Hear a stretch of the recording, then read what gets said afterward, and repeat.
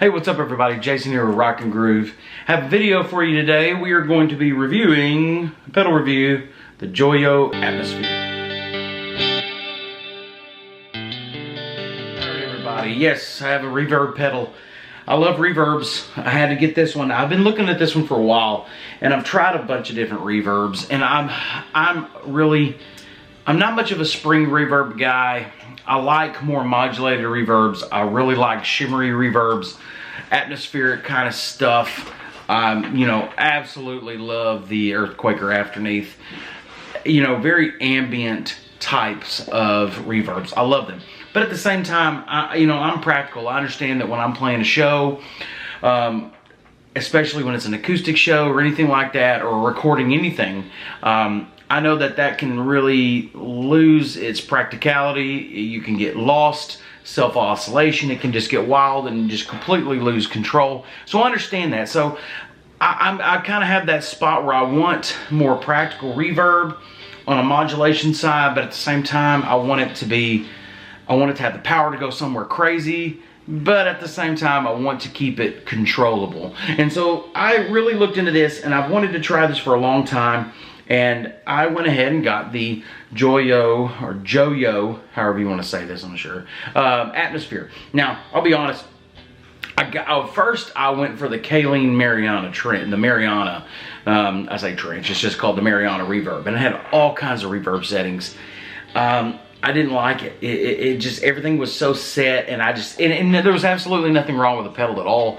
I just personally didn't like it. It wasn't what fit for me. So I ended up sending it right back. I tried it out. It just wasn't for me. I just didn't like it. It didn't give me what I wanted. It could be something for you, but it wasn't for me. So I went ahead and sent it back. And when I sent it back, I got the JOYO. And it's kind of weird because I've actually had more, better luck with Kaleen products than I have JOYO products. So, but I went for this, and I'm gonna tell you, this was definitely not a mistake. I really enjoy this. I've used this a lot at a lot of shows, and I pretty much keep it on all the time at my acoustic shows now. And so, gonna do some close-ups on this puppy, give you some sound tests and everything. But first, let me give you a little bit of a breakdown of this. Of course, on the close-ups, you'll see, we've got 3 knobs at the top. First is a mix, one is a decay, and the other one is where you're actually going to choose your settings. And you've got your standard, you got your plate, church, spring, Echo-Verb, which is more like a delayed reverb, a shimmer, a comet, rewind, which is, like a reverse delay, and then you have your like a preset type of thing. It's kind of funny. I don't really touch that one. And then you have a pulse, and I don't really touch that one either. Typically when I play, there's a lot of cool stuff, and that's what I wanted. I wanted something that had the ability to get wild and crazy if I want, but at the same time, I wanted something that I can just leave on and just keep it, and I can really give some good atmosphere to whatever I was playing. And so typically I stay on church, and sometimes I go to shimmer, depending on what I'm playing. But when I'm playing live acoustic, I keep it on pretty much church. And the mix and decay gives me everything I need. Also, you'll see here, you have 2 smaller ones. One's for tone, typically a tone. The other one's for mod, your modulation. How really deep do you want that reverb to be, okay? And so, yeah, your decay, how long it's gonna go. Your mix is how much of the reverb do you want to mix into you're playing. So you want just a little bit of reverb on there, turn your mix low. You really want a lot of reverb, you turn the mix up. But however, the modulation is how deep that reverb is. So you can have your mix up high and your modulation down low, and you'll have a lot of reverb, but it's still going to be, I wouldn't say necessarily subtle, but it's still going to be there on a softer note. But at the same time, you could really turn your mix down and your modulation up, and the reverb is really going to come to the forefront there. And so it really gives you some control there, how you really like that. And I really enjoy that. You also have a little selector here. It's for your trails on or off, and I love trails. I think trails is something that really makes the reverb. So obviously, depending on how much modulation I have on, is really going to affect that trail. And so that's something, this just has everything that I really enjoy with it. Also, I'll show you when we do the close-up and the sound test here. What I really think is cool about this is all metal construction, by the way. On the back of it, you have a selector for sync, always, or off, okay? So off, you'll notice here, maybe you do, maybe you don't. There's your DC power. There's a little bar at the top here. Turn over, there's this little bar. That's a light. It's an LED light. It's a blue LED light. And so that selects it. If you have it on off, it doesn't come on. If it's on sync, it pulses or with what you're doing, or I just keep it on always because it gives a little ambient lighting, lets me know my power's plugged in, everything like that. I just like it. I just like some light. So I always keep it on always. And that way, the bar on the front and the back here always stays on. And of course, your light at the top lets you know when the pedal's engaged or not. But as I said, I keep this thing on. It's on all the time. I just keep it on. It sounds great. And if I ever need to adjust it, I'll just go down there and change my mix a little bit, or change my selection and everything. And it's really easy to use. Y'all, I've used a lot of reverbs to where, you know, the Afterneath. Like I said, I love that pedal. I love the sound you get at. But man, there's so much. There's 6 knobs that can just take you anywhere. And it could get out of control really fast. And when I'm at a show, the last thing I need is something to get out of control. I want something easy to use, easy to control, but still give me what I want, and this does it. And this works really good. Like I said, acoustic works great with an acoustic guitar. It works great with an electric guitar, everything like that, okay? So, enough talking. Let's get some close-ups, and let's do a sound test.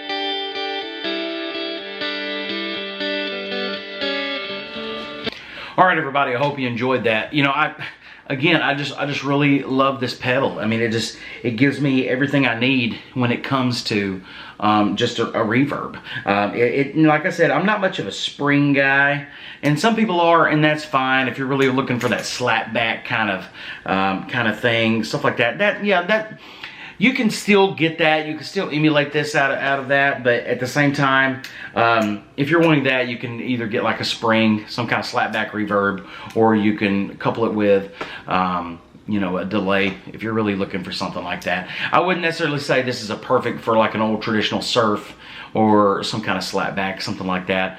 But if you're looking for something that can give you anything from a basic padded reverb all the way to something really ambient and atmospheric, man, this thing can really do it. So I highly recommend. I love this pedal. This is good. And I'm a reverb guy. I gotta have, if I have a pedal board, there's got to be some kind of reverb on there. So definitely recommend the JOYO, y'all. Thank you so much. Check it out and everything, and check out the other videos, like and subscribe. Thank y'all so much for hanging out with me for a little bit here. And as always, have fun.